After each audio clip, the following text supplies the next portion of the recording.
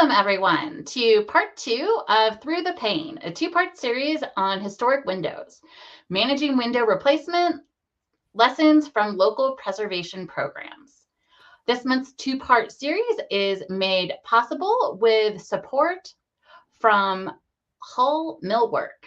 Thank you very much. I am Abby Chrisman. I am a senior city, restart that today. I am a principal planner with Denver Landmark Preservation, and I am also currently the chair of the board of NAPC. So NAPC, thanks you for joining us today. I'd like to take a few moments to get everyone oriented to this webinar platform. Like other platforms, you have access to a question and answer. You have access on the side there to a chat, and if you'd like to minimize any of these functions, you click the downward arrow at the upper right corner of your screen. If you want to bring them back up, there will be a blue chat button at the bottom right corner for you to click. To view today's presentations in full screen mode, hover over the presentation and click full. You'll also be able to click on the handouts to get copies of our slides, as well as additional information on some of the things that are going to be discussed today. And in the function for the Q&A, you'll be able to vote up questions that you particularly want us to get to today. If you're having any problems with your technology, you can use the private chat function to send a message to NAPC. This session is being recorded and will be available for on-demand viewing. And as a registrant, you will automatically receive access to the recording a few hours after the session is completed. So a few housekeeping items. You can see you can get continuing education credits, and you can also find these instructions repeated throughout the presentation in the chat tab. Please, as I said, add questions throughout. We may answer some of them throughout the presentation. If we have direct links to send you other ones, we will answer at our Q&A time at the end. And look to see if there's any you particularly want to hear answers to and upvote them. Then finally, NAPC is committed to providing a welcoming space that encourages collaboration, discussion, and the sharing of ideas and points of view.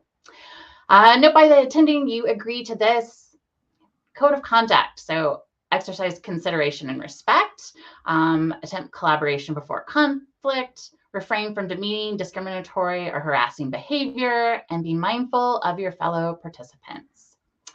And now I'd like to introduce you to our presenters before we get started today. So thrilled to have Katie, Heather, and Evan with me today for this presentation. You want to kick off intros, Katie? Sure. Hi, I'm Katie Friddle. I'm the principal planner for current planning and urban design in the City of Oklahoma City Planning Department, which includes our historic preservation program. And I also serve on the board of NAPC with Abby and Heather. Well, Heather. Thanks. I'm Heather Bailey. I'm the preservation planner for the City of Madison, Wisconsin. And as was said, I'm also on the board. So turn it over to Evan. Hi, I'm Evan Schuckler. I'm the Historic Preservation Program Manager for the City of Portland, Maine, and also a recently minted camp trainer. Great. Thank you all. Okay, so we will get started.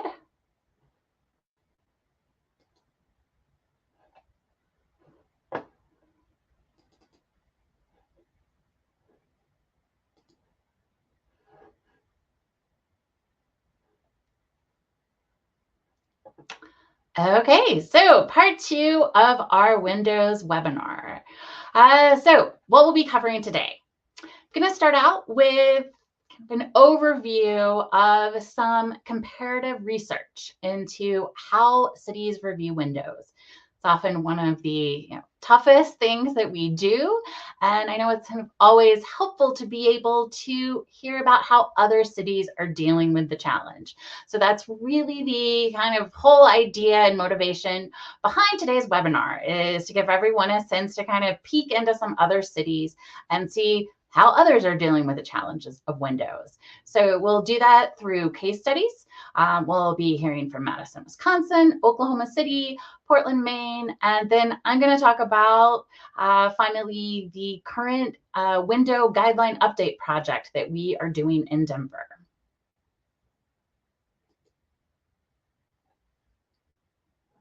So as we heard in part one of the webinar, there are many reasons to retain historic windows. The historic character, the old growth wood that cannot be replaced, and the fact that they are restorable and reusable, that old growth wood, allows them to be repaired and, continue on for another 100 years beyond their original lifespan. So there's so many reasons to retain historic windows, but today we're going to talk about some of the reasons that we also replace historic windows. Windows are replaced when they get deteriorated or damaged. How much deterioration requires replacement is a huge debate in the preservation field.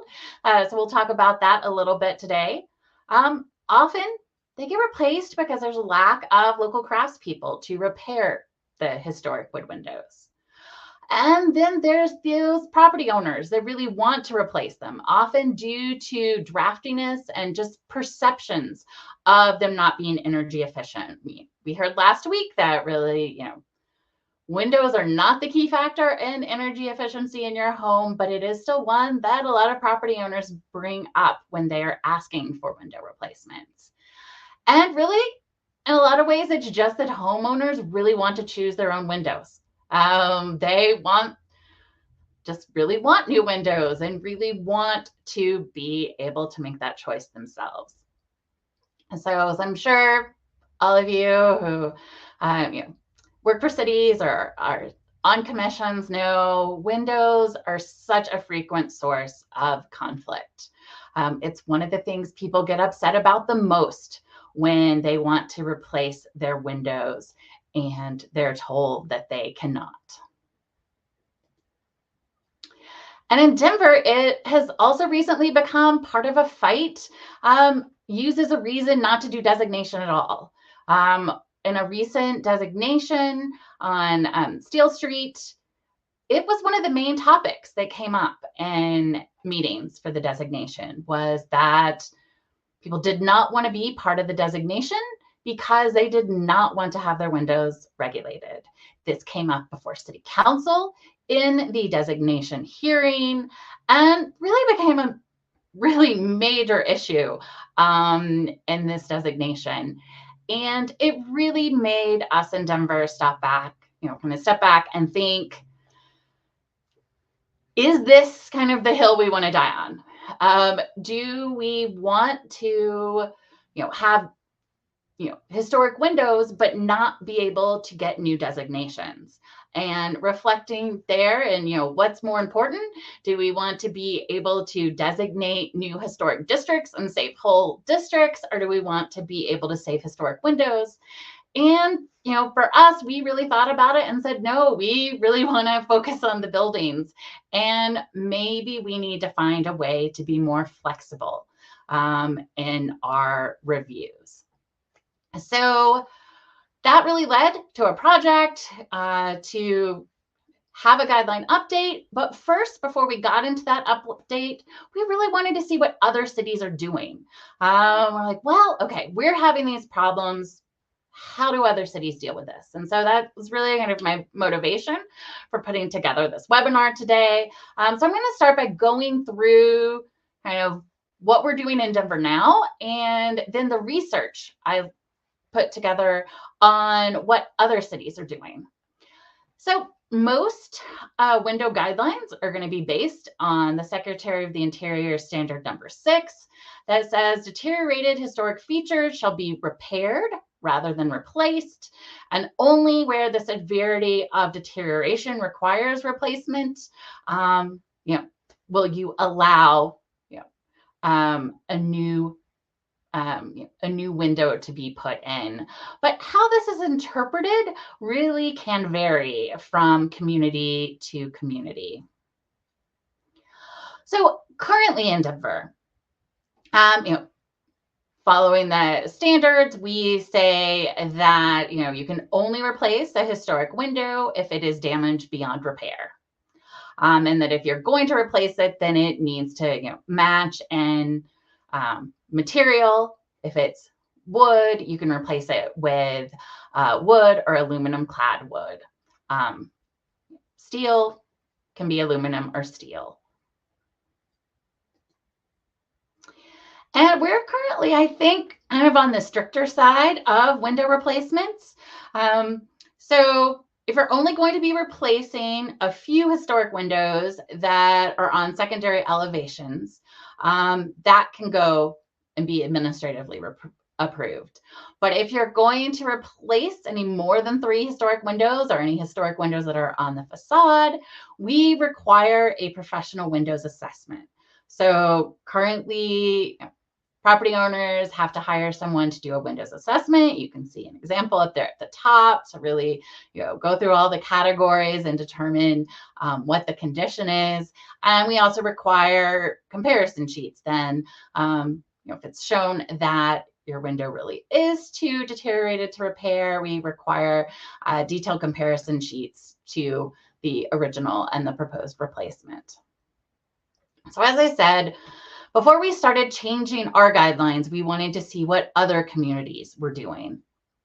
So we, set out to research other guidelines. So these are the other cities we looked at. It was a mix of wanting to look at other cities in our region, as well as other kind of comparably sized cities around the US, and particularly also wanting to look at cities that had recently updated their design guidelines. So here's what we found. We wanted to see what other cities said about defining, like, when do you need to repair? How did they, determine when replacement was allowable? So we found some didn't seem to review condition or didn't mention that in their guidelines. Caveat, this is all just based on my reading of guidelines. So, if they have other practices besides what's in their guidelines, I may not be aware of those.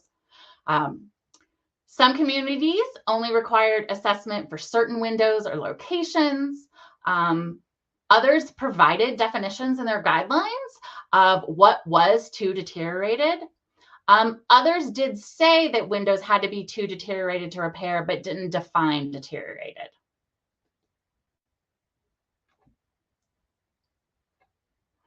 So an example of a community defining deteriorated was San Antonio's guidelines, which they defined what was a repairable window and then what was a window beyond repair, where there were missing components, really extreme wood rot, or 50% or more of a window's components would need to be reconstructed. We also wanted to see what other cities said about visibility. How much did the visibility of the windows matter? And this is roughly, we found the majority did have visibility in their guidelines as far as, to be stricter and what you could do when you could see the windows and more flexibility elsewhere. But 8 of the commissions we looked at did not address location. So just some examples of different ways that visibility was looked at. Some we found really interesting, had in their guidelines encouraging that potentially you could move historic windows that were intact to the front from the back, in order to still have a historic window on the facade when the facade window needed to be replaced. We then looked at other cities that had flexibility on rear or secondary elevations. Some gave material flexibility depending on placement, and some, whether or not it went to the commission, really depended on visibility. We also wanted to see, were communities looking at window replacements differently depending on the significance of the building, such whether or not it was a contributing building in a district or it was an individual landmark. And this was half and half. So some of the ones that did look at significance, some communities looked at, included, was it a character defining feature? And looking at windows, whether or not they were character defining. Others looked at whether, the building itself had a high level of significance and considering that in the window review. So you can kind of see this here. It's a comparison of Boulder, Colorado and New Orleans, looking at how they kind of, have tables that looked at deciding based on significance and visibility, what would go to their commission versus what could be, administratively reviewed and where replacements would be allowed. One of the really intriguing things we found in our review was some cities really called out special windows, so that there were some windows that you needed to pay more attention to because they were really unique, and then giving kind of more flexibility for windows that were just more standard, the standard 1/1 sash windows. And this is an idea that we were really drawn to and decided to kind of really think about in our guideline update. We also wanted to see what others said about materials, whether or not they specifically called out materials that are allowed or not allowed. Currently in Denver, on historic buildings, we only allow wood or aluminum clad wood.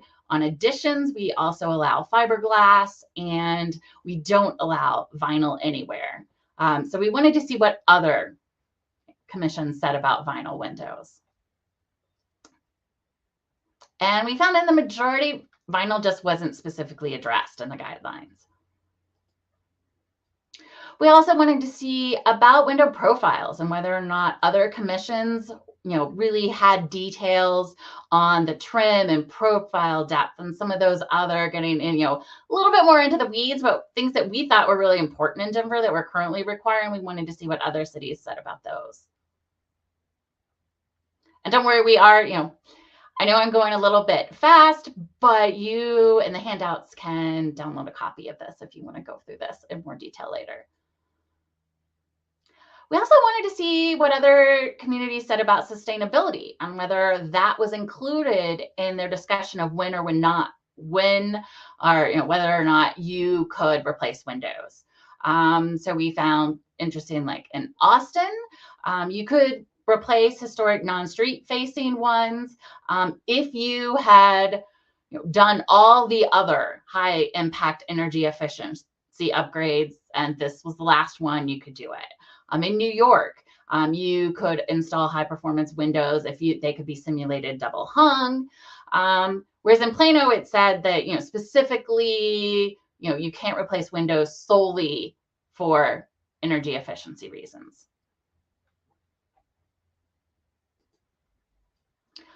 Okay, so that's kind of a summary there to set the stage. And now we're gonna look in detail at some communities. So I will turn it over to Heather.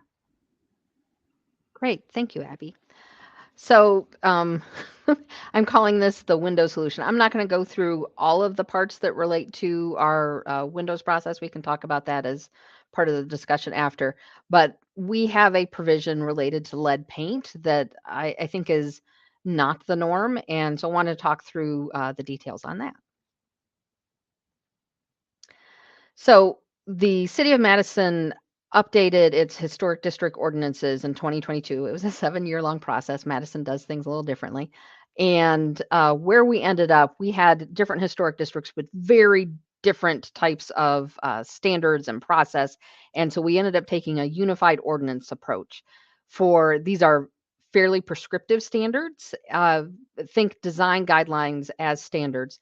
In working with our city attorney's office, they were saying if we were wanting to cite compliance with design guidelines as for the basis for making our decision, for them to be able to support it in a court case, which we're in favor of, hopefully, it doesn't have to get to that point, then it really needs to be a standard that guidelines are not defensible, standards are. And so we worked the standards to work in a way that they could be adaptable for any kind of property that we have for our historic districts, but also we're then specific about what we heard from property owners was just tell us what we can do and what we can't do. But then one of the big things that came up, of course, was talking about windows. For redrafting this ordinance, we had our Landmarks Ordinance Review Committee, which consisted of 5 alders, which got the politicians involved right at the outset, kind of changed the way that process worked. But then some of the things that would have come up as surprises when it went to go be adopted at Common Council, we got to work out as part of the committee before it ever showed up there. So, balancing it out. One of the things that came up, we had one session where we just talked about windows, and we heard from quite a few folks in the community that they wanted to be able to replace their windows because of lead paint. And that had come up for projects previously. And with that, the health department got involved, and they were saying absolutely they would not support us having standards that required people to do mitigation and keep their windows, that the safest way to mitigate lead paint was to get rid of it. And I was like, "Ooh, hold up." So we talked through several bits of information, and we did a lot of research related to mitigating lead paint on historic properties, but particularly related to windows. So when talking with the health department, I said, well, here's the guidance from the EPA that talks about dealing with mitigating lead paint on historic properties. And also here's the guidance from HUD for mitigating lead paint on historic properties. And they were like, we don't care about that. We're just looking at there's no safe level for lead paint. True. And do we value this historic window more than we value possibly poisoning children? Well, when you frame it like that, yeah, let's not poison children. So how can we go about this in a way that makes sense? So we talked through if you haven't read through the guidance from the EPA, there's a lot of details about how to do the lead paint mitigation. For some of our local historic districts, they also contain National Register districts, which allows, particularly for residences, to be able to access state preservation tax credits. The SHPO is going to recommend that you do the mitigation, and so we can share this information with them for if you're not going to replace it, but you're going to be accessing public funds, then here's the way to do the mitigation to safely remove the lead paint, but keep the historic window. Also pulled up, so here in Madison, we have the U.S. Forest Service Forest Products Lab, which if you've never been to is amazing. If you happen to be in this area at the end of a month, what I think it's 4th Thursday of the month, they have free tours for members of the public, and it is everything that you would wish it would be. It's amazing. But also, the Forest Products Lab has a wealth of resources online, and if you reach out to them to ask for specific information, and I asked about mitigating lead paint and would any lead still be present on the wood once you remove the paint, because it doesn't penetrate very far. If you ask scientists, do they have research? They're happy to provide an answer. So I talked with one of the scientists, and they also got me some research, and they had done some stuff with salvaging wood from historic building or old buildings, the little H historic, for an army base, and what amount, how deep did the wood into the wood did it penetrate? So we had that evidence in detail there. But then as part of the overall discussion, we still ended up with, we needed to provide a standard and a process for allowing window replacement for lead paint when people wanted to do it, because it's a health hazard. So our previous process had given details for, were windows, were they physically beyond repair? And we had some definitions for how to go about that. And that's one of the handouts that's available in the tab is our process. Is it not economically feasible to repair? So there's also some guidance on that, because where it comes down to, like, technically, yeah, you could repair it, but this is ridiculous. And it's at a financial point that you're essentially making a new window, and this is not feasible. And we added in the information for how to go about replacing a window for if it tests positive for lead paint. One of the members of the community that this was a big thing for advocating for window replacement due to lead paint said, hey, you know, the city of Baltimore has a process for mitigating or for doing replacement for windows that have lead paint. And I said, they do. So we got information from city of Baltimore. Great stuff. And that shaped our process. So here's the specific standard related to lead paint in our Madison general ordinances. If you want to get to a full reference, please reach out to me. I can give you the full link to our standards, although I did also add our illustrated design guidelines in one of the handouts there. And our illustrated design guidelines, it's all of our standards. And so this is in there as well. And then pictures to go with to illustrate all of our prescriptive standards. So I was making the argument when we developed the standards that if we were going to allow to replace windows for lead paint wasn't just used on windows. If we opened up this door for talking about windows, then we had to talk about it for all features. But I also wanted to not do a bait and switch on people for if they came in and they got their local approval for doing window replacement due to lead paint, that might endanger their eligibility for state preservation tax credits. And I wanted people to go in with eyes wide open. So that you can see there's a lot of negotiation that went into this. So we've got this sort of disclaimer up front, but then ultimately it comes down to we need a positive lead test. We need documentation of the original feature. So not just for windows, for let's say it's some other type of feature on the exterior of the building. And then we need documentation for the proposed replacement feature for it to approximate. It doesn't need to be identical, but it needs to be pretty darn close. So what does that look like? The thing I've got here on the right-hand side, I'm not expecting you to be able to read that. That's just there as illustrative purposes. This is part of the handout that's in the handouts tab. So it goes through the like too deteriorated to repair, not economically feasible. And then the last section on that handout is talking about what we do for a positive lead test. So again, we need some type of evidence. Well, what does that evidence mean? Well, and it goes through sorry, let me talk about this before I get to the next and final slide of my stuff. The type of documentation that we need, and then this is how the preservation planner will do things from that point forward. Most of these we're doing as administrative approvals because we have these very detailed standards for how this process goes. It has made for less of a battle for us when we're talking with folks when they've got a new baby and they're worried about having lead paint on their windows. And yes, they've installed some jam liners, but they're worried about lead dust getting out and poisoning their kids. And that's heavy.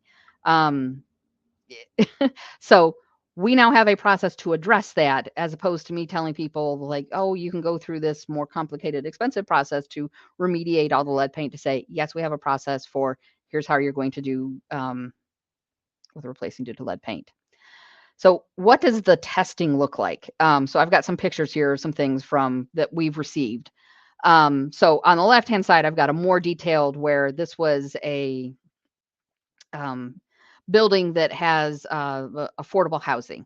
And so they hired a company that does lead paint analysis, and they've got the whole laser gun thing that gets into stuff. So they've got a really detailed, and there's a key that goes with it to tell us where these windows are in the building. And so they've got it going back and forth for this one is positive for lead, this one is not positive for lead. So we've got some professional testing with that. When we first opened up with having these standards in place, we had some companies that do this type of professional testing, and they were wanting to push back on us allowing people to do the DIY approach. So that's what we've got the picture on the right-hand side. So for folks who are doing it themselves, or they've got a contractor coming out, we've told them that we need, for the feature that you're talking about replacing due to lead paint, we need a picture that shows that feature, shows the positive lead test that you used and where it is that you tested on it. So you've got that little scrape there in the paint. And if you can see the picture a little bit larger, you can see there's a little pink smudge over the scrape. They've got the positive lead test, and they've got the control thing there showing where they swabbed it, and it showed that it was positive for lead. That's good enough for us. That lets us know it is testing positive for lead paint. But some of the professional companies were saying, well, those DIY test kits respond to a lower level of paint than what is at the Wisconsin state thresholds for what is considered an unacceptable level of lead paint. And so we should not allow the DIY one, and we should only require the more expensive professional services. But with thinking about if we're doing this as a public health requirement, and we want to make sure that this is accessible for everyone, why would we then put into place a requirement that adds an additional cost that doesn't seem to be addressing people being worried about their kids being poisoned? So we said our requirement says that it needs to be a positive test. It doesn't get into the details of like the amount and how high of a level. If you have a positive test, that's what we're requiring. So we had some initial pushback. We held to our standards for no, it's just a positive test, and it's been trucking right along. So we've had this process in place for 3 years at this point, and I would say the majority of our window replacements right now are due to positive lead results. And there's professional qualms about it. These are historic districts because they're actually historic buildings and they've got historic building materials, and most historic buildings have lead paint, and there are accepted and tested ways to go about mitigating that lead paint that allows you to keep the historic feature. On the other hand, I think about the report from Landmarks Illinois talking about getting caught in the preciousness of historic preservation, and talking about, is this a hill that we want to die on? Did I want to be at Common Council for an appeal of a Landmarks Commission ruling saying that, no, you had to keep these poisonous windows because the windows were so precious? And is that something I could sleep with at night? And at the end of the day, if we have standards that make it so that they can replicate those historic windows, then maybe that's the win. I would say it's made things less stressful in terms of advocating for this process for people living in and enjoying their historic properties. But yeah, there's some trade-offs. So that is where we are at with having hazardous materials as part of our process.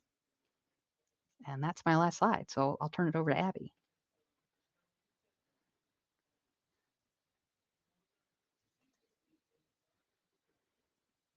Or Katie. Yep. Okay. Hello. So I'm just going to give kind of an overview of what Oklahoma City does with window replacement. I'll talk a little bit about our guidelines and what they cover, what they don't cover, some of the things that are challenges for the commission, our review process, and then some areas where I think that we could probably make some improvements to that process. So these are our design guidelines. They were really reworked and updated comprehensively in 2012, largely to address environmental sustainability, energy efficiency, to allow for some more alternative materials that we hadn't allowed previously. And one of the things that touched was replacement windows. So I'll talk about that a little bit. For our window replacement guidelines, they address, of course, the replacement of historic windows. They also address the addition of new window openings, where you can add a window that doesn't currently exist. And then they address the installation of screen windows, storm windows, things like that.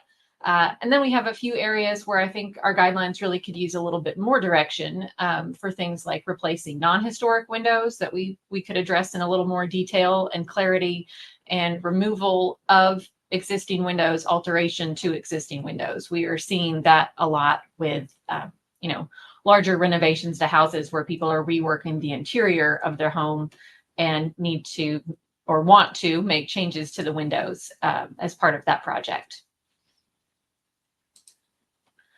So our guidelines for window replacement say that original or historic windows more than 50% deteriorated beyond repair may be replaced in kind. And it's in all caps like that in the guidelines because we apparently really, really mean it.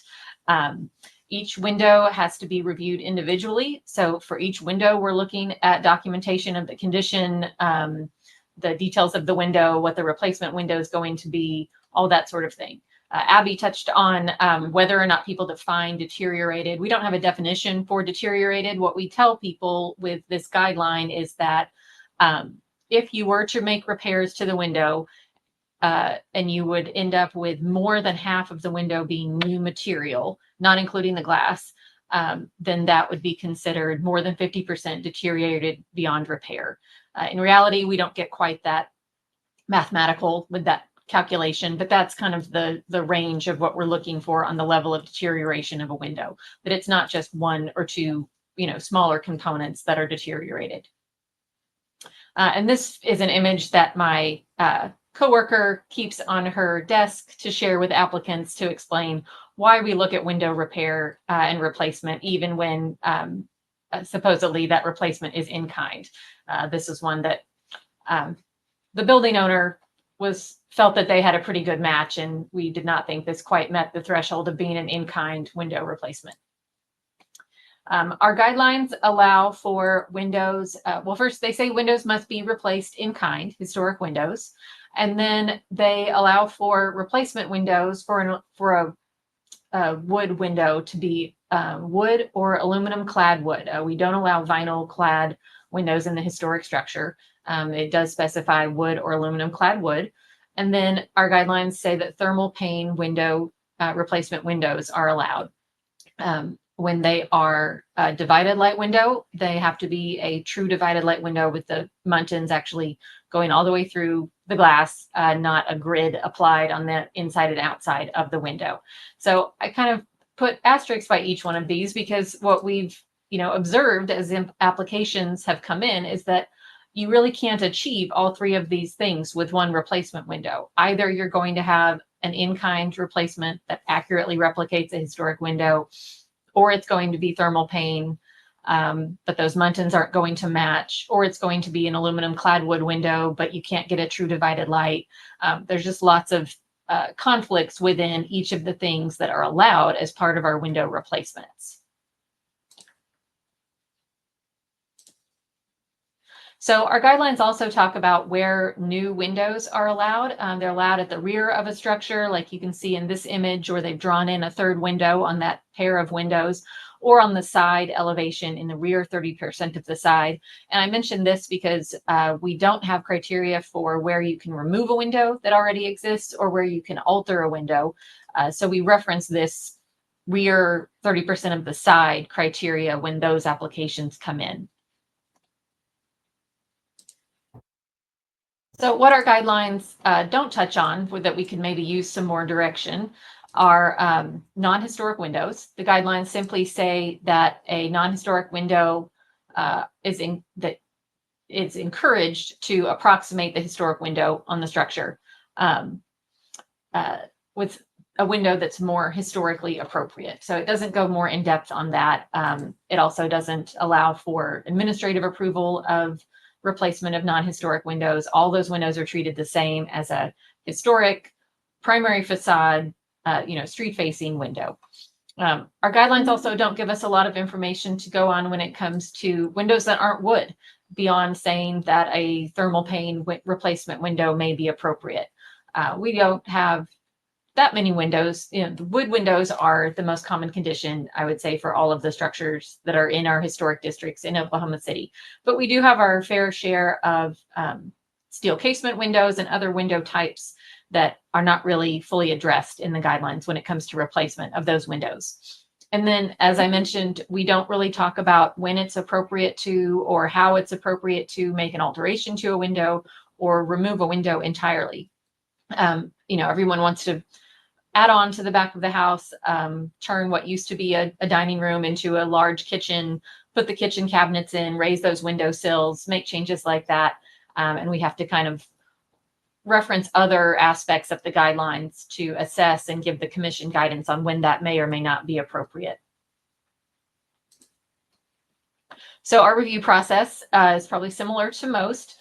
Commission reviews required for pretty much anything you do to a window beyond repair or installation of storm windows, window screens, that sort of thing. So all window replacements, regardless of where they're located on the structure, go to commission. Any removal of a window, enclosing the window opening, alterations to windows, go to commission. And then if you're creating a new window opening where one doesn't already exist, that requires commission review as well. We ask applicants to document their existing windows so that we can assess the condition, and so that we can compare those existing windows to a proposed replacement window, and to document the proposed window for comparison as well, and to ensure that it does meet the guidelines. We have an entire page in our application packet dedicated to explaining the window documentation process for requesting a window replacement. And our application packet is included in the attachments on the webinar. We ask people to give us a survey of their windows, illustrating which windows they're asking to replace and locating where those are on the structure, so we know what we're looking at and which ones are ultimately being approved for replacement and which ones are supposed to stay if it's not, all of them being replaced. We ask them to document both through photographs and ideally through written notes, assessments, summary, the condition of the window and why replacement might be warranted.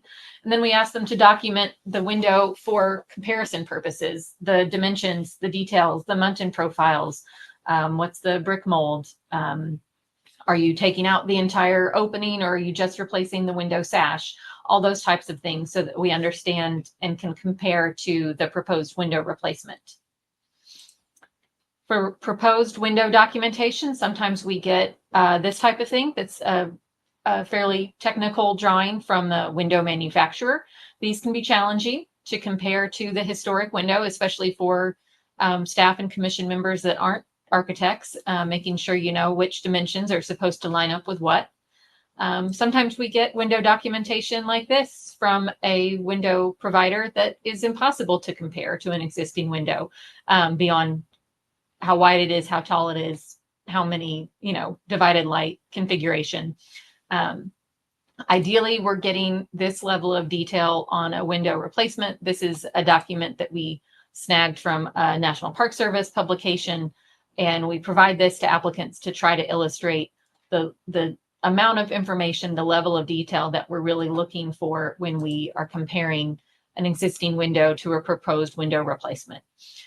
Abby touched on this. This level of detail isn't something that's fully called out in our guidelines. This is just something we've developed over time. To go back to that photo of the replaced windows next to the historic window, this has been informed by seeing what people put in when we didn't have that adequate documentation to really compare what the finished product was going to look like to the existing historic window. So just some of the challenges that we identify in Oklahoma City when looking at window replacement, just documenting the condition. We don't have the capacity, we don't have the manpower to come out and do a site visit and look at every window replacement that's proposed. Assessing window condition in photographs can be really difficult. And then helping contractors, helping homeowners to even understand what levels of deterioration and damage justify replacement can be really difficult. We get a lot of requests to replace windows that are painted shut, with people not understanding how fixable that is, or people looking at glazing that is failing on a divided light window and thinking that that's the wood rotting off, and not understanding that that's a repairable condition to the window. So informing people about their windows and how their windows are built and how they can be repaired, and then documenting when that repair is doable and when the windows are really too far gone and replacement is necessary. One of our challenges that we hear all the time is that people want all their windows to match. This is Oklahoma. We get severe weather from the south and the west. So the windows on the south and the west side of your house are probably in worse shape than the windows on the north and the east. The windows on your porch, like the ones at the top here, are probably in better shape than the windows that are exposed to the elements. And our guidelines would say windows that are in a repairable condition or that are not damaged should be retained and repaired and kept in their historic place. And windows that are damaged and deteriorated can be replaced in kind, so they should match, right? All of them should match because you're replacing to match the historic condition. But often homeowners, when they're making that big investment in their house, they're spending all that money. They want all the windows to be new windows in good condition and all of them to look the same, to function the same, that sort of thing. So that is always a very difficult conversation with applicants. And even some on our commission are kind of the mindset that, well, yes, when you're making this kind of investment, it's logical to say, we're replacing half the windows, let's go ahead and do them all so that they're all the same thing. And one of our biggest challenges is so kind of set up for us as a point of confusion and conflict within the guidelines that we allow for thermal pane windows. But when you're replacing a divided light window, you have to go back with a true divided light window. And when that's a thermal pane window, the muntins get really chunky. And it's not as visually accurate a replication of that historic window as you would have with a simulated divided light window that you see in the middle. In recent years, we've had several cases approved with simulated divided light windows where the applicant was able to make that case that, look, even though this is not a true divided light window, visually from the street, it's a more accurate replication of the historic window. And that is something that we are looking at kind of reevaluating the next time we go through an update to our guidelines. Of course, the alternative to either of those options is to do a single pane replacement window, but we appear to just be past the point of people expecting that from applicants, of the commission expecting that, of the applicants thinking that that's a reasonable request. We have done that a few times, as Abby was mentioning with her presentation, when we've had a really distinctive kind of character defining prominent window, diamond pane windows, things like that, that were kind of out of the ordinary, where we've said, this one's really important. It really needs to be replicated. Go back with single pane, true divided light. And then violations. We are a city where replacing your windows does not require a building permit or any other type of permissions unless you're doing structural work. So you know, drive down the street and see the old windows out at the curb and the new windows with their stickers on in the house. People get this done, you know, quickly over the weekend. And by the time code enforcement gets out there, those windows are in a dumpster. So I wouldn't say that window replacements without CAs are rampant in Oklahoma City, but it is absolutely a challenge. Informing people that review is required is a challenge, and making people aware that they have to go through that process. So finally, just to sum up some ideas for improvement in our process, I think more education for homeowners, for our contractors and design professionals on when windows can be restored, how they can be restored, what's repairable, what's not repairable, spreading that knowledge to people who could be out in the field doing that work, so that we have more of a workforce available to do those window replacements. I think we could use some updates to our requirements addressing divided light windows when they're thermal pane, updating removal or alteration to windows, because this is an increasingly common request to make those kinds of changes. And then more guidelines for our windows that are not wood, whether it's steel casement windows or, as we're starting to see, you know, later ranch style houses that are 50 years old and older. What's the expectation for a replacement product when those windows are past the point that they can be maintained? We, as I said, don't allow administrative approval for virtually any work to windows. And I think we could have some more flexibility on that, where windows are in a non-visible location, where they're located at the rear of the structure, or for windows that are not historic, where we're not evaluating whether or not it's appropriate to replace the window because it's not historic in the first place. It's not contributing to the character of the property. And so long as the replacement meets the applicable guidelines, that's something that perhaps staff should be able to approve. So that concludes my kind of overview of Oklahoma City's window review process and guidelines and issues that we face. And I'll turn it over to the next presenter.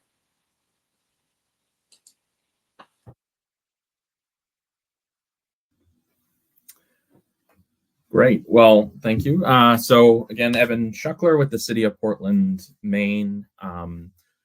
Gonna go through our sort of process, and maybe even I'd call it our approach to reviewing window replacements in our historic districts. I'll actually start with the cover slide here. We're very fortunate to have historic tax photos of all of our properties in Portland, and these are two examples. These photos were taken in 1924 of a building, well, a series of buildings on the left from the 1830s, and then a single family home on the right from the 1860s. And it's been interesting as we review these old tax credit photos as part of reviewing applications, seeing all of the sort of historic replacements, actually. So on the left, in that 1830s row houses, you can see where a number of those windows in the 20s already had been 9/6 or some 6/6 windows had been replaced with 2/2 or single light double hungs. And then on the right, in the single family home, there are it was a Greek revival that probably all been 6/6, as you can see, maybe just 1 or 2 of them still left, like at the attic level. And so, it's just something interesting thinking about how in a place like Portland in particular, where the development goes back into the 18th century in some locations, where some of these buildings have actually lived many lives and have experienced kind of a lot of evolution in their time. So this is just the sort of 4 parts I'm going to quickly cover. Some of this will be redundant to some of the things that were already discussed, so I'll try not to belabor those. But I thought it would be helpful to start just with a little bit of context in Portland. We're a small city, about 70,000, incorporated in the late 18th century. We're the largest city in the state of Maine.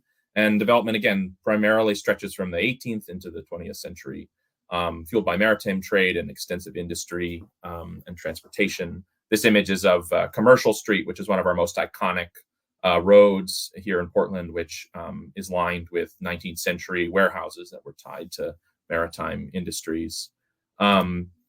The Historic Preservation Program was established in 1990. We have about 85 landmarks, 12 historic districts, and 6 historic landscapes.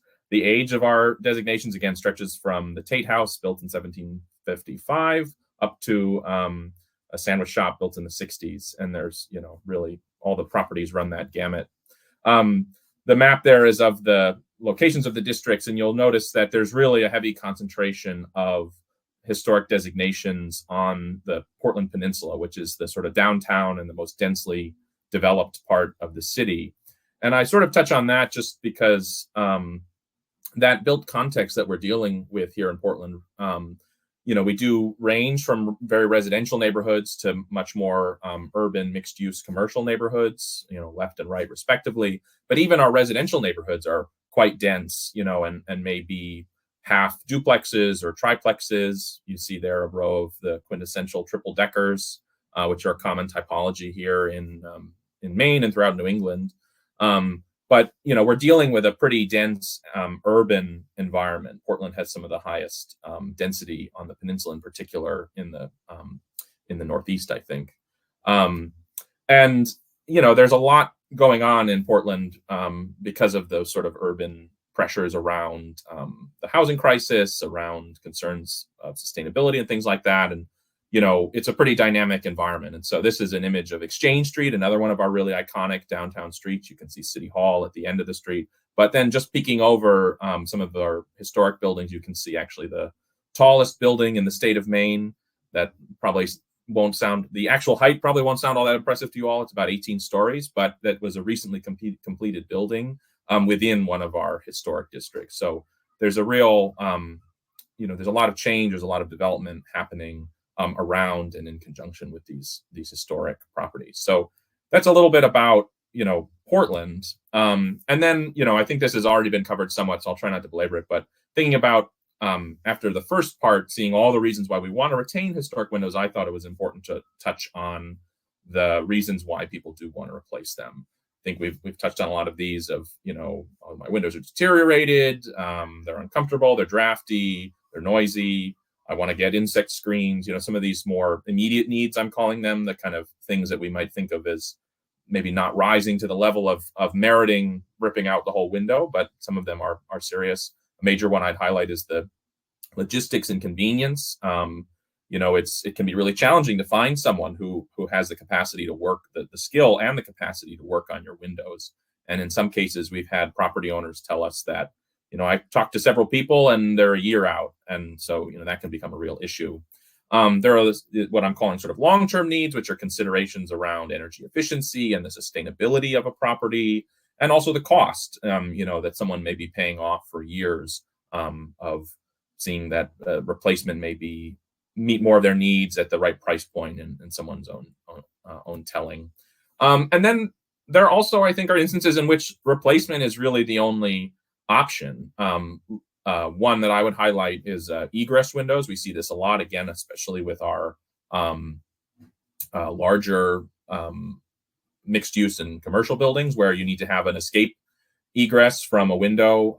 This is a house in one of our historic districts where you can see right on the front there, a pair of double hungs were replaced with casements to allow for egress. And you can see it just slightly popped open, but there were ways to sort of mitigate that.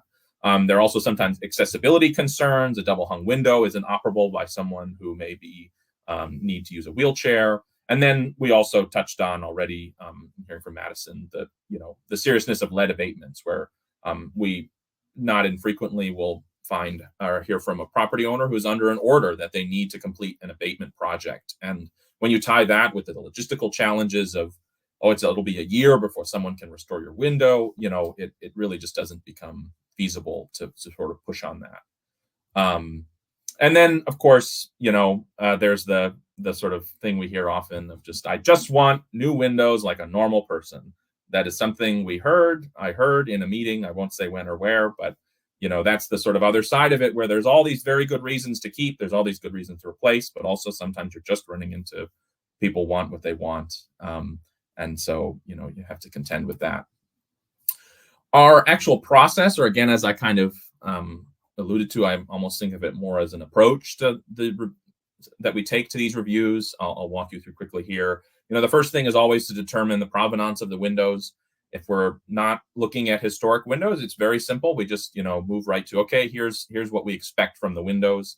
In some of those instances, it may be an opportunity to encourage someone to bring back some character that's been lost. Maybe 6/6 windows were replaced with 1/1, and if they're replacing them all, the property owner may have interest in restoring that character.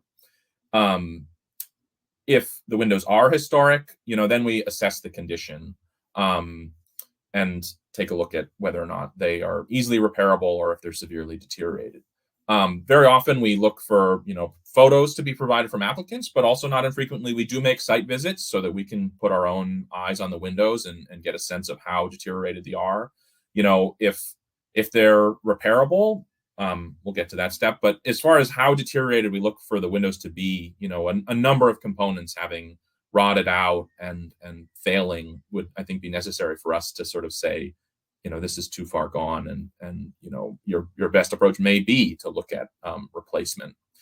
And so when we take a site visit and see the windows on a house, if we find that they are probably repairable, we spend the time to try to really encourage the property owners to explore repair. We take that opportunity to try and educate and do that outreach of explaining all the reasons why historic windows are worth saving and all the benefits of that. I'll try not to belabor that, given that we had the whole presentation last week about that. But so we really try to see that as a moment to explain the rationale for that and get people on board. And I'd say not infrequently people are kind of sold on that and do explore it. And then again, if the windows are severely deteriorated, or if the homeowner is still feeling very much that they would like to pursue replacement, we provide a set of specifications, and this is sort of the abridged version of matching operation, filling openings. We regularly approve SDL. I would say almost every single replacement window we approve is going to be an insulated glass unit. And again, there's some more details there, but and it's worth noting too that this whole process is really just an administrative process here. There are times when window replacements may go to the board, which I'll get into a little bit in the next part. But by and large, it's this whole process, the assessment, the conversation with the property owner is all handled at the staff level. So in reviewing windows, we do also apply some other considerations. Again, we talked already a little bit about condition of when the windows are generally sound. We really try to push on, the property owner to understand why it's worth saving the windows. In other instances where they're severely deteriorated, we're not going to sort of harp on that as much, and we'll instead focus the discussion on, okay, what is an appropriate replacement and how do you get sort of the right details? This has come up too. We also look a lot at the character of the windows and how distinctive they are and how they relate to the building. So, single light windows, 2/2, 6/6, these sort of more run-of-the-mill windows, I'll call them. we maybe worry a little bit less about their retention versus, unique or really distinctive windows. On the left is a cottage window with really fabulous stained glass. That's obviously something that would be a real loss if that was replaced.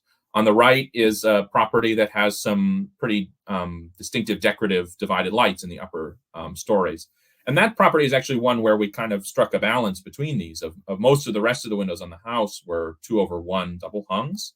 And the property owner ended up pursuing replacement of those where, we were really encouraging them to keep these more distinctive windows. There was also a piece of that conversation that the expectation was laid out that the replacement windows, we sort of said you might be able to replace those distinctive windows, but the replacements will have to match the details of those windows. And the cost of I think the 3 or 4 windows that had that pattern was equivalent to the cost of every other window on the house. And so the property owner sort of saw that it made sense to retain those distinctive windows for cost reasons, as well as, their character. And then location and visibility is another major consideration. This is the rear of a property where the property owner was planning an addition and reconfiguring some windows. Our ordinance specifically says that when work is not visible, it's not subject to review. So people really have kind of total freedom to replace or reconfigure windows on their rear elevations. Where there's moderate visibility, the sides or maybe the back where you can sort of see through from another street. Again, we consider that and maybe provide a little bit more flexibility. These are 2 properties where you can see the street front, and then there's some windows tucked down the sides. And again, being a pretty dense urban environment here in Portland, there's a lot of properties that they may only be 5-10 feet from their neighbor. And so those side elevations are really not all that prominent on the streetscape. And then again, these really prominent and highly visible windows. So these are 2 examples of a wood frame bay on the left that has this really fine details in the windows. And, that would just be something very challenging to recreate accurately with a replacement window. And so in, both of these cases, these are the sorts of windows where we might say, okay, maybe or properties where we might say on the sides or maybe at the second floor, there might be an opportunity to replace, but these windows really should be retained. They're the most accessible and visible to the public. And so, when we think about preservation as being about, protecting and kind of regulating the public realm, thinking about how the general public is going to relate to these buildings and understand them and these buildings and the various elements is also kind of colors where we focus our energies in terms of trying to promote the retention and restoration of these windows. And so with that, I'll turn it back over to Abby.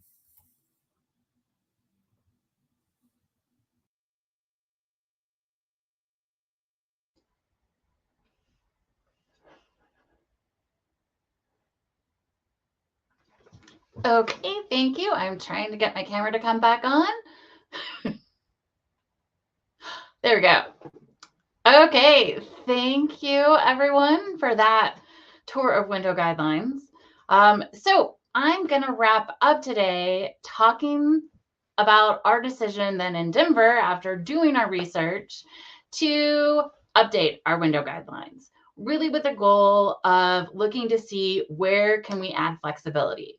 How do we keep those key character elements, but allow flexibility to reduce that friction with the community, to reduce people saying they, regret that they're in a district because of windows, that they don't want to be in a district because of windows.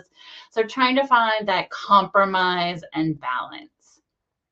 So to begin this, we did a lot of community meetings. So we did both an in-person, some virtual community meetings, and we also put out a survey to the community, wanting to see, okay, what are we hearing from the community? So going to share some of those results. So we asked the community, why have you considered replacing your windows? And really the top thing is that, they're drafty, leaky, and that, the owners consider them, deteriorated beyond repair. Also major things, ease of operation, the old windows sticking is a common issue than maintenance concerns and sustainability concerns for those who, aren't as convinced by the sustainability argument of keeping your window and recycling it and continuing to use it, and instead want, kind of new windows often. In Denver, we also see that a lot with people trying to go for, some of, the new efficiency ratings, trying to do passive house certification. And so we see then a lot of interest in particular windows to go with those. So we also asked the community, should window replacement be reviewed differently based on the visibility? And the majority said yes. So we decided that we should be a little bit more flexible in considering visibility. We then also are curious what the community was going to say as far as what features needed to be matched when replacing windows. What would be considered a good match? And pretty much everyone agreed that the size and proportions. So both that it fits the opening without any fillers, but also that, those proportions of the muttons and those other trim details. So proportions, trim, the depth of the window and the wall plane. So we did actually have people that agreed with our thing that you have to make sure that the windows are inset as they would be historically. Then we have that, the light patterns, the material, and the operation. So the ones that people really didn't see as important, the material, if you can replicate, have a good match for the original material, maybe keeping that original material isn't as important. And then also operation. And we have some, as long as you can, make it look, as long as you can't visually tell that the operation has changed, then maybe it's fine if you've changed the way the window operates. Then, as I mentioned before, we really liked this idea some communities had of really thinking about character windows differently than more standard and more easily replaceable windows.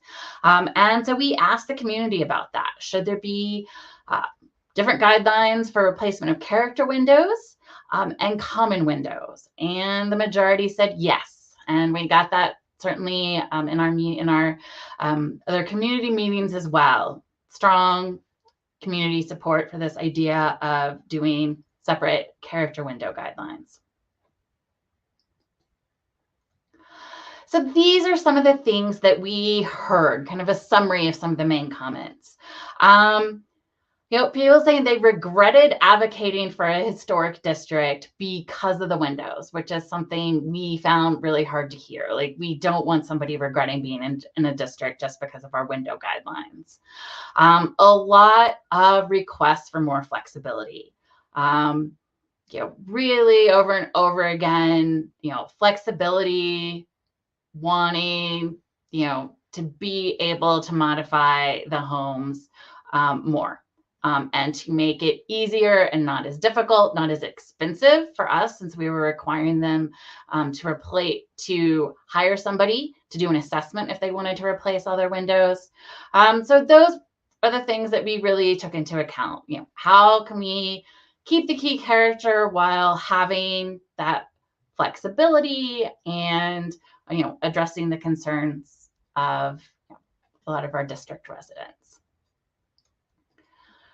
So these are our proposed updated guidelines, and they're currently in process now. We have drafted the guideline update, but it has not yet gone to our commission. So we decided that we're really going to focus on the preservation of character windows.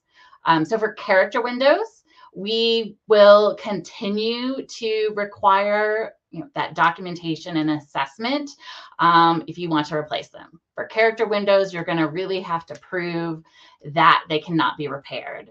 And as Evan pointed out, in a lot of cases, it's really expensive to match character windows. So there's also that financial, incentive there to figure out how to restore those windows, because it's hard to get replacements for a lot of the character windows. Those are also often custom windows and would cost quite a bit more.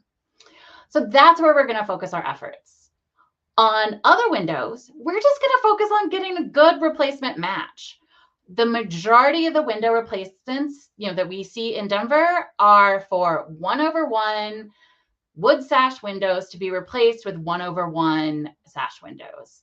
And, if you look for a good match and you get a good match, I would challenge most of us would, have a problem being able to tell the difference. If we're standing on the street looking at it from a distance, there are 1/1, available replacement windows that are a really good match for 1/1 sash windows. And so we decided to focus more on making sure we're getting a good match in replacement windows, but having some compromise there with the community. So they really, want the replacement windows. We're just going to make sure that those replacement windows are a good match for the historic, but we're not going to require those detailed assessments of deteriorated condition anymore for common type windows. We're going to increase flexibility on visibility as well. And we're going to start allowing fiberglass windows when, they're not character windows. Currently now, we just, allow wood or aluminum clad wood as replacements for historic, but we found a lot of fiberglass can also be a really good match. And so we will start allowing some fiberglass as well. But we're going to continue to really look at those details. So we're going to continue to make sure that windows are inset to their historic depth. We're going to continue to really look at things like the mutton width. Like, we do allow simulated divided lights in Denver because we find that, as Katie was talking about those challenges, we find that the simulated divided lights match the profile closer. So when we have cases that need to be replaced, we'll still require simulated divided lights.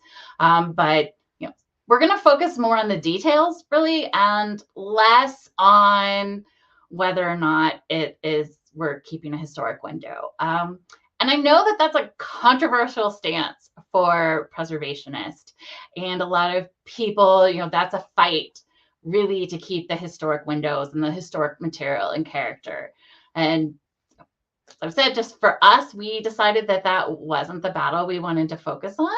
But I'd love to hear from others if they want to put, things in the chat, how your community does it, whether or not, you'd like your community to go more towards flexibility, or whether or not you think this idea of allowing more replacements is blasphemous. Great to hear some opinions. And we will then go into some Q&A. So I know we've already had a lot that have been answered in the chat, but we can go back and talk some of those in more detail, and we can all give our viewpoints. And then also, feel free to put additional questions in the Q&A. Let's see what we have.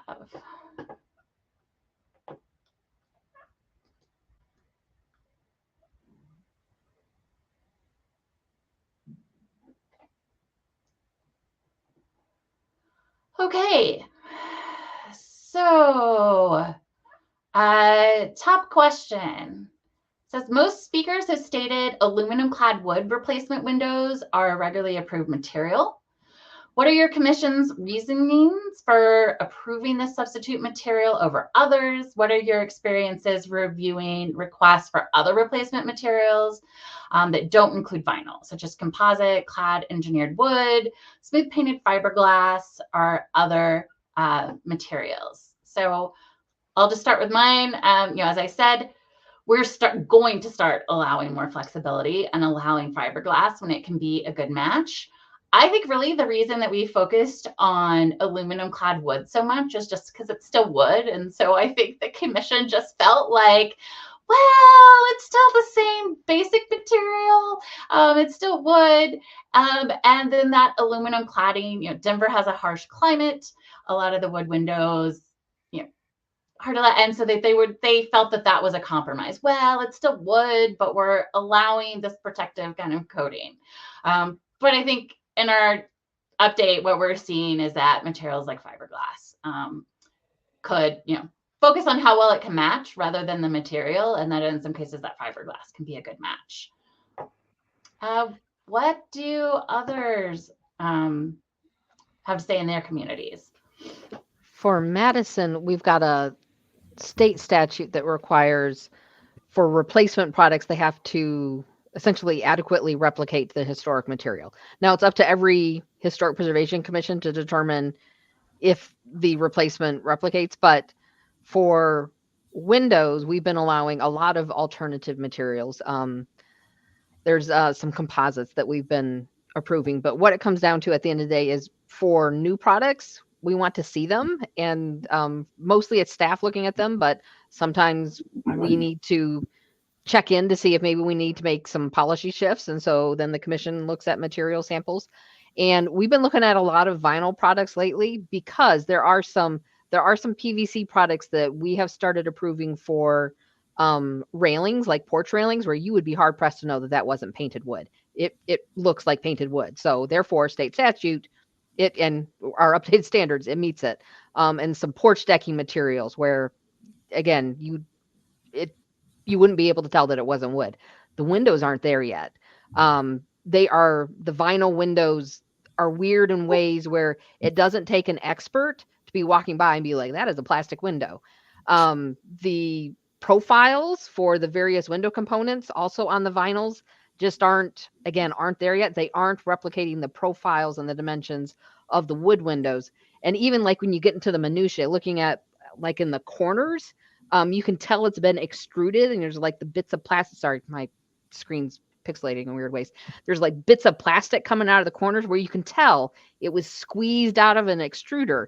That's not replicating the appearance of a historic wood window. So right now we're still a no on vinyl, but the technology changes all the time. So we keep checking in on if folks say we've got a new product, we will look at it. We want it to replicate the appearance of the historic window and not be obviously, hey, this is a plastic window. Yeah, I think Oklahoma City is similar to Denver. Aluminum clad wood was just like a close-ish second to wood. It's still wood. There's, a long history of wood features being wrapped in aluminum and metal to protect them from the elements. So that was included in our guidelines as allowed. Our guidelines don't allow vinyl for virtually anything. And that part of that is environmental concerns with vinyl and what happens to vinyl when it burns and different things like that, and the chemical aspects of that. For things other than windows, we allow a lot of other composite products, Smart Side and Hardy and Material Trex and things like that.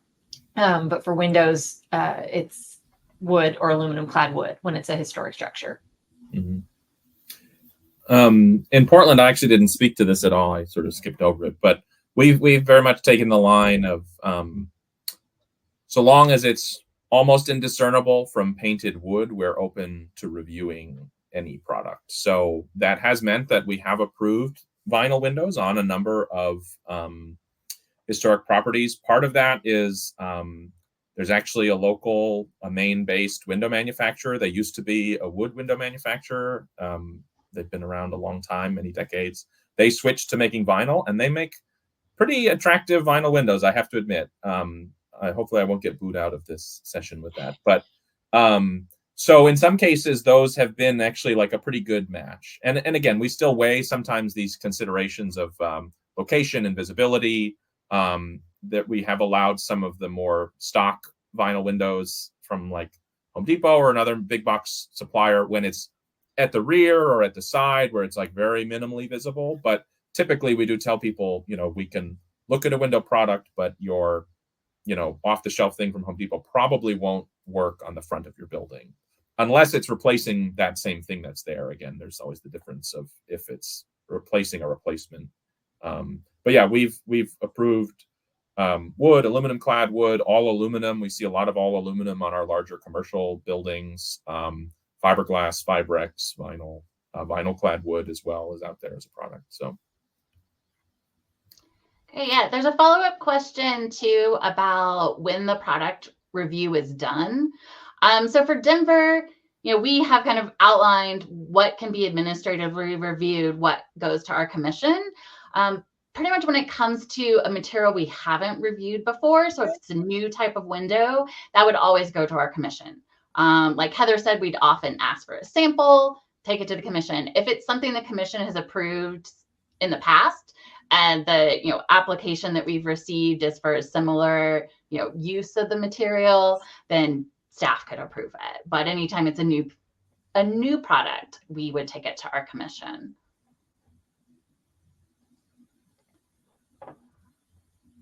Okay, so next up we have a question on how you handle a situation where a homeowner replaces historic windows without permission.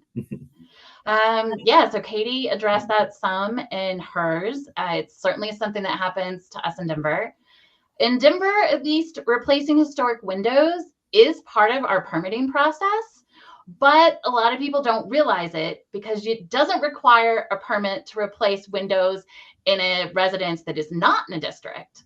So a lot of people don't realize that then because you're in a district, you do need a permit.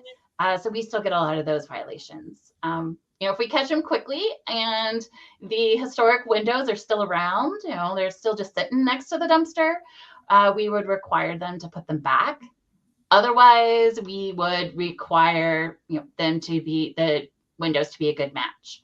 So if what they put in is a good match, if they put in aluminum clad wood that's a good match, then they get to keep it. But if they took out their historic windows and put in vinyl, our commission would require them to remove all the vinyl windows and put in windows that met our guidelines.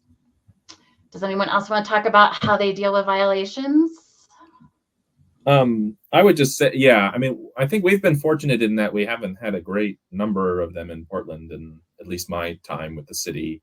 I mean, I think we would have to weigh what was done on its own merits first, right? And again, since we're fairly flexible and so many replacements are handled at the staff level, if someone was reasonably diligent in matching anyway, it may not be a big deal. But we do actually currently have a case where they were not very faithful to the historic windows, and so it will be going before the board next week, and I'll have to report back on how that's handled. They were unfortunately pretty distinctive windows, and so it I think will be a challenging case. But our ordinance does afford us, the ability to levy fines. There is a punitive after the fact review fee. There are sort of other ways that we can try to leverage people towards compliance, and that would always really be the goal, is to bring someone into consistency with what we would normally approve. Yeah, that's similar to we want compliance. All window replacements in the city of Madison require a building permit. So we don't actually have a whole lot that have gone rogue and already done it. We have folks that find out that we have standards for the windows. For all that, I send out a mailer every other year to tell folks, by the way, you're in a historic district and you have to get our approval before you do stuff. And they come in for their building permit, and then it gets routed to us, and we're like, hey, the type of replacements that you've got here aren't going to work. And we have folks make the case for, well, but I've already bought them and paid for them, so couldn't you allow me to go ahead and just install it? And so I do it has to be a fair and equitable process. We have to have the same set of standards for everybody. And if we allow you to go ahead and do it, even though it doesn't meet our standards, then cat's out of the bag. Everybody's going to just be going and doing whatever they please. We have to have the same standards, same process for everyone. So yeah, that's uncomfortable, and it's an expensive lesson. Yeah, same here. We review any violation as if it had not already occurred. So, and that goes both ways. If they met the guidelines with the work that they did, then it's no harm, no foul, and they're approved and they can go on their way. If it doesn't meet the guidelines, then we have to work with that applicant toward compliance, either identifying a unique circumstance that somehow justifies the work that was done, or a modification to the work. And then, yeah, we have, like any other code violation, we have a code enforcement process with fines and all that sort of thing. Okay, so our next question's pretty short one. This one just some curiosity for each of us, whether or not our cities have the ability to deny demolition. of locally designated properties. And yes, in Denver, we can deny a demolition. Same in Portland. Yep, same here. Okay, then have a question, I think talking about the Denver guidelines. Do our new proposed guidelines define what is a character window? And yes, it does. I will, so character windows are part of the architectural character of a building or representative of a certain architectural style or type is our working definition. And then we have examples, windows that are arched round, or bowed glazing, that have ornate divided light patterns such as diamond or intersecting arches, or any pattern that's not commonly manufactured. Mullion configurations and window groupings such as bay, oriel, or tripartite windows. Glazing that is etched, colored, stained glass, textured or leaded glass. And really distinctive craftsmanship and materials such as elaborate carvings, bronze, or cast metal.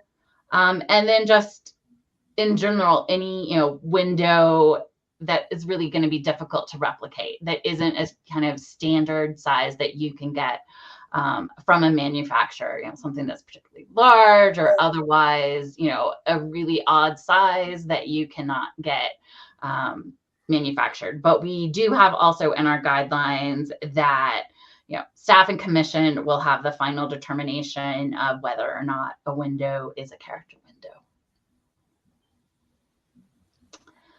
Okay, next question.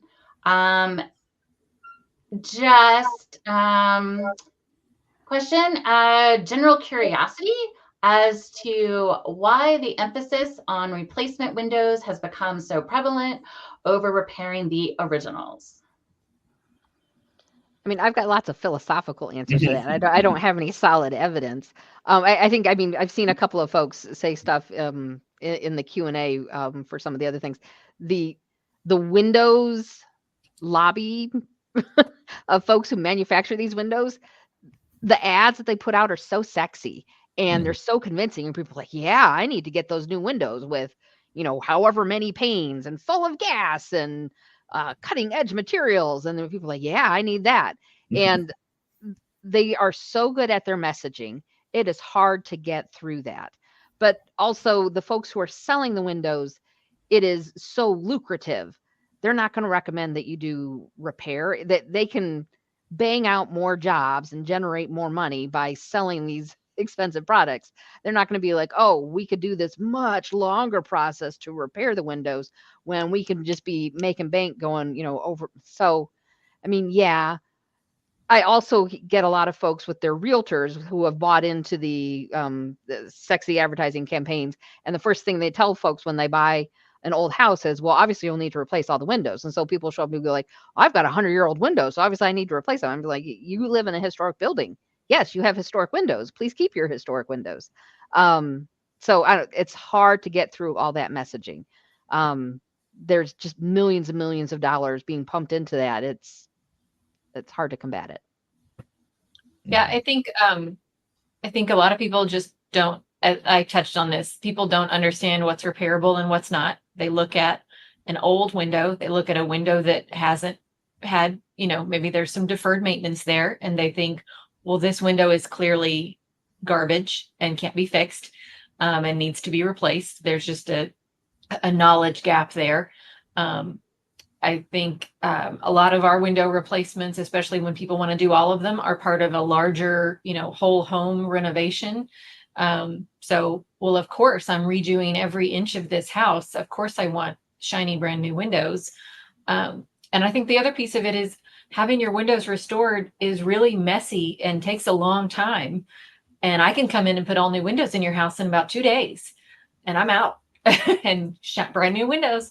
So for some people, it's a I don't want to deal with these workers crawling around my house and doing window repair, window restoration for weeks and weeks or whatever it may be. Yeah, I think there's lots of things that I think marketing is a big piece of it. I think information and education is a big piece of it. and just the way that people want work done to their homes. So yeah, I think it's a bigger, it's a larger sort of systemic change of kind of, like changing from craft to product, right? Of like the skills and the craftsperson doing that work to the thing that I install that comes from somewhere else. But I would say here, like, it's also seeing that there aren't that many people that are doing it or that want to do it. There's a few diehards who love historic windows and they've got it all set up and they can do it well and efficiently and profitably. But there's plenty of contractors who they don't want to crawl all over your house for 2 months or, have to come back 3 times and put in temporary panels and do all of those things. They want to get in and get out. And given the the pace of development, the demand on contractors and tradespeople, which is definitely a thing here. I think it's a thing in a lot of places. Like it's all about, I've got, this many other jobs that I want to get to. And so this is the cheapest way for me to do that. And so people, contractors price things reflecting how much they want to do the job, right? So if they don't want to do it, they'll let you know in the bottom line, right? Yeah, no, availability is absolutely an issue. We only have a handful of folks here that really do window restoration. So when there's not people to do the work, you're going to pay an arm and a leg to get it done. And you might have to wait a really long time to get it done because the supply's not there. So. And Katie, your point earlier about sometimes is education stuff, like folks saying, well, obviously my window's broken, it's rattling. Well, your glazing putty's failed, and scrape that out and put some new putty in.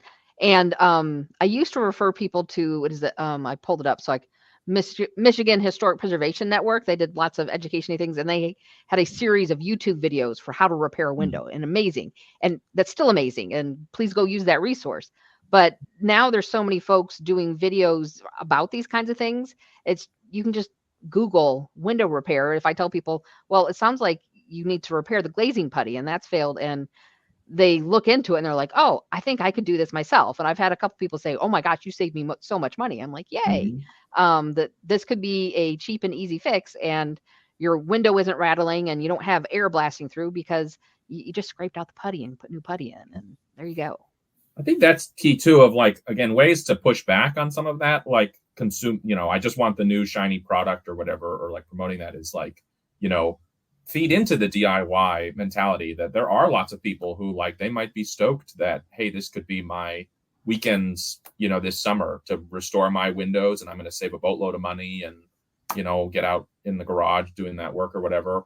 Or there's also the thing of, where your money goes. So, restoring windows, this I think was talked about last week, is much more labor intensive, and there's not much material in that. And so, it's a lot, it may be more expensive or equally expensive, but the money is going to go to local craftspeople, and so some of those sorts of things versus a multinational corporation that is buying vinyl from overseas or something like that. So, maybe you can highlight some of those things to try to resonate with a property owner, right? On like why, they go to the farmer's market every weekend. They should, take their windows to the local window restorer too.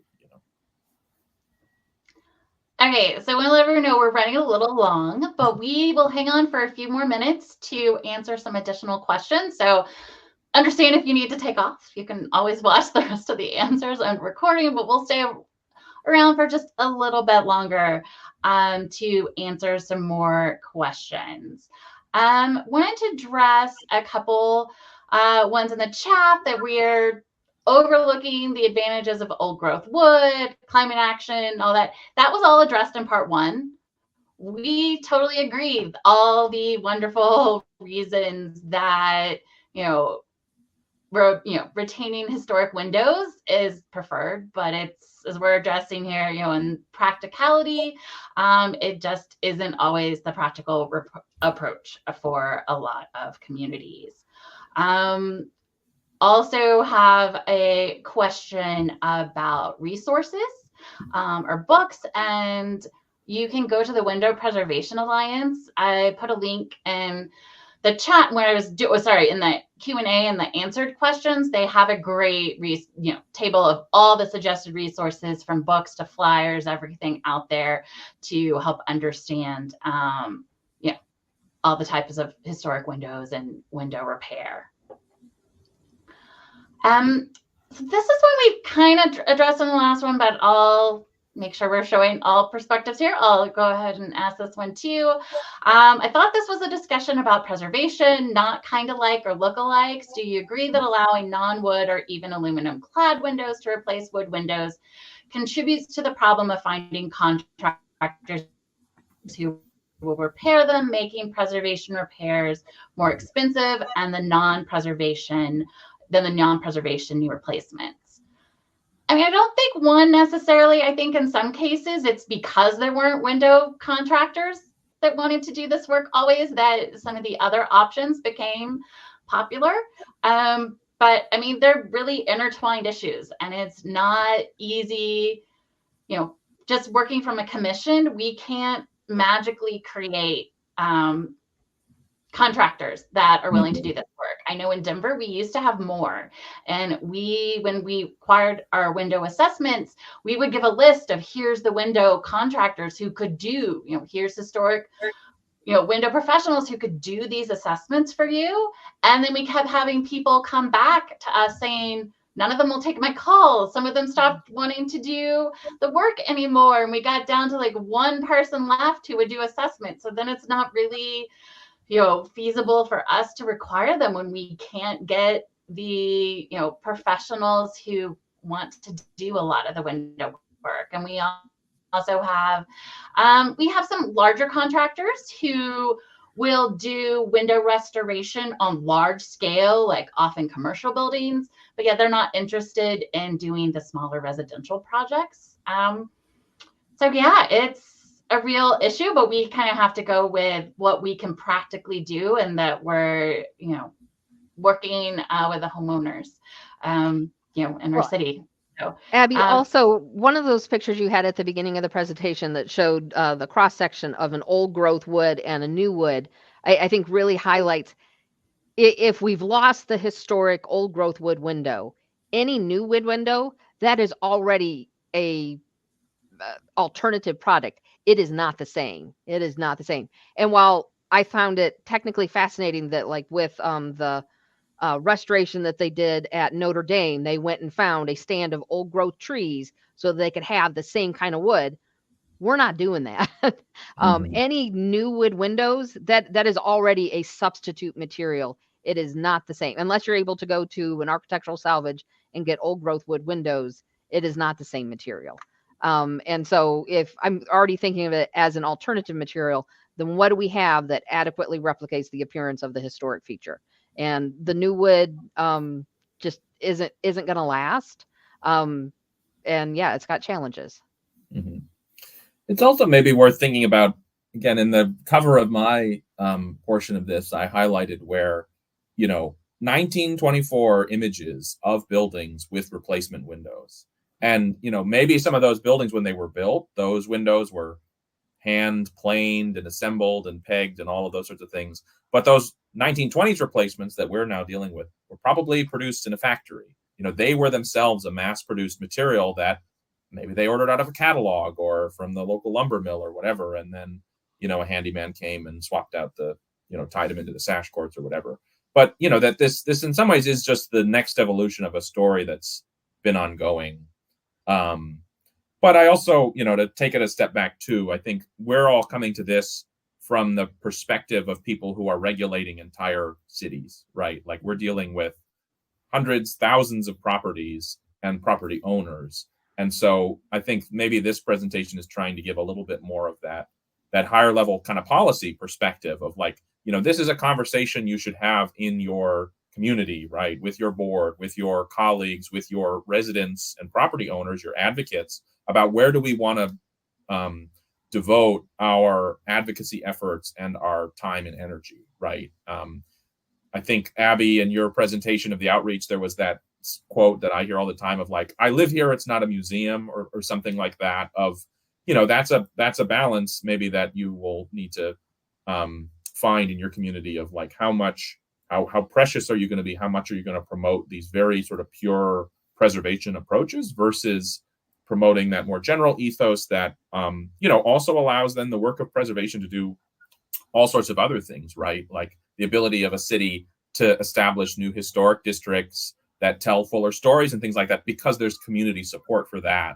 versus continuing to hash out a battle over windows. So I think none of us are here to try to be just the foil to the prior presentation and say, well, none of that matters. We're telling you the other side, as much as it's like there's more to the story that we should think about. Well, okay, I think Evan said it all really well, and that's a great place to wrap up the webinar since we're already running a little over time. So certainly feel free to reach out to any of us if you still have burning questions that you want answered or want, we've shared a lot of materials in the handouts as far as, some of the guidelines. I don't have the proposed Denver ones up there because they're still in draft, but if anyone wants to contact me, happy to share those with you. So just want to thank you all for being here today, and thank you so much to Katie, Heather, and Evan for joining me.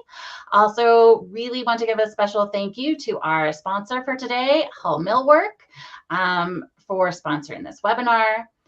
So as attendees of today's live session, you will get a certificate of completion via email.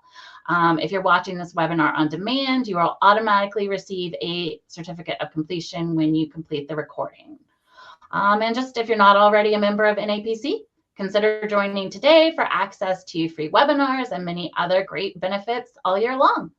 And we look forward to sharing more information on our next webinar in May, engaging local decision makers to support historic preservation soon. We hope to see you there. Thanks and have a great day. Bye, thanks.